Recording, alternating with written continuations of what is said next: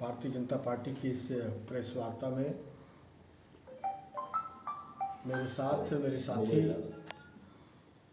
जो हिमाचल प्रदेश के विधायक हैं और जालोर विधानसभा के इलेक्शन इंचार्ज के रूप में यहाँ कार्य कर रहे हैं। मेरे साथ डिम्पल जी, जिला के कोषाध्यक्ष जी और मीडिया के प्रभारी और मेरे पत्रकार बंधु साथियों, आपको पता है 25 तारीख को राजस्थान में चुनाव है और पिछले लगभग पौने 2 महीने से मैं यहाँ पर जालोर डिस्ट्रिक्ट में हूँ। चुनाव का प्रबंधन का काम देख रहा हूँ। पूरी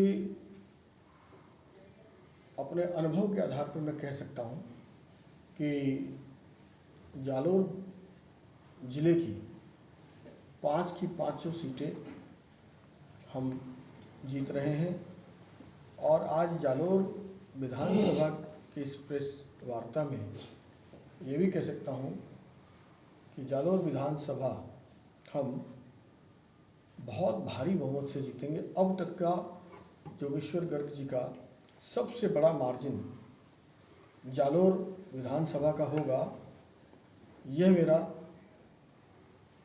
पूरे अनुभव के साथ अपना आकलन है। प्रचार प्रसार अच्छे ढंग से चल रहा है और इसी कड़ी में आगामी 22 नवंबर को देश के माननीय गृह मंत्री आदरणीय अमित शाह जी जोगेश्वर गर्ग जी के समर्थन के लिए, आशीर्वाद देने के लिए, जनता से अपील करने के लिए जालोर में आ रहे हैं और उनकी एक बड़ी जनसभा सायला में प्रस्तावित है, जो कि 22 नवंबर को दोपहर दिन में होगी। उसमें भी मैं आप सब पत्रकार बंधुओं से, आपके माध्यम से भी जालोर की जनता का आह्वान करता हूं और आप सबको भी उस महारैली को, विशाल जनसभा को कवर करने के लिए मैं आप सबको भी आमंत्रित करता हूं।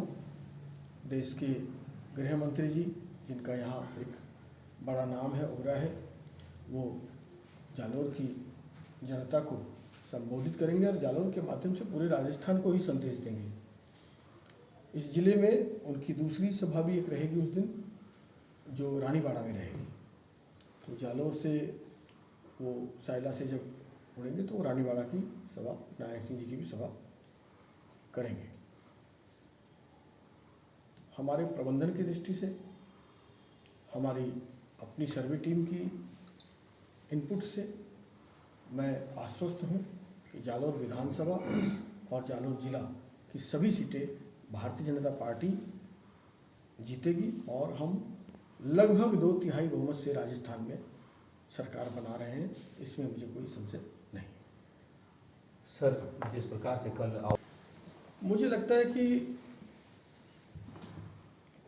कोई भी हो, भाषा की मर्यादा रहनी चाहिए और मैं विश्वास करता हूं कि हम कांग्रेस की कुनीतियों के कारण, कांग्रेस के बहुत सारे ऐसे विषय रहे, जैसे कि कांग्रेस पूरी देश में अभी रेप में नंबर 1 है, भ्रष्टाचार में नंबर 1 है, नकल जो हो रही है, छात्रों की पेपर लीक हो रहे हैं जो, उसमें नंबर 1 है।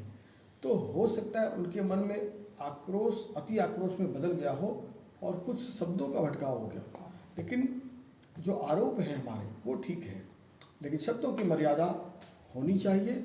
मैं राजनीतिक क्षेत्र में रहते हुए हमेशा मैंने अपने शब्दों की मर्यादा रखी है और मैं सभी से अपेक्षा करता हूँ शब्दों की मर्यादा के अंदर ही अपनी बात रखनी चाहिए। सर, आगे पहले भी कहा है कि मैं अपनी सर्वे इनपुट्स और अपने अनुभव की, ऑर्गेनाइजेशनल अनुभव भी है मुझे, एडमिनिस्ट्रेटिव अनुभव भी है मुझे, उसके आधार पे मैं कह रहा हूँ। जहाँ तक राइवल का सवाल है, बागी का सवाल है, आपने ये प्रश्न उठाया है, तो क्या कांग्रेस के बागी नहीं खड़े हैं? कांग्रेस के बागी हमसे ज़्यादा खड़े हैं, चाहे सांचौर में शमशेर अली हो या यहाँ पर रामलाल जी मेघवाल हो। तो कांग्रेस के बागी जब खड़े हैं तो फिर यह प्रश्न तो किसी भी पार्टी के लिए सामान्य बात है।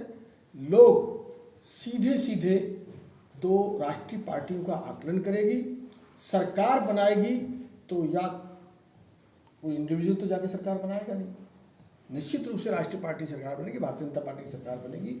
तो राष्ट्रीय पार्टी के विषय पर ही जनता की सोच है।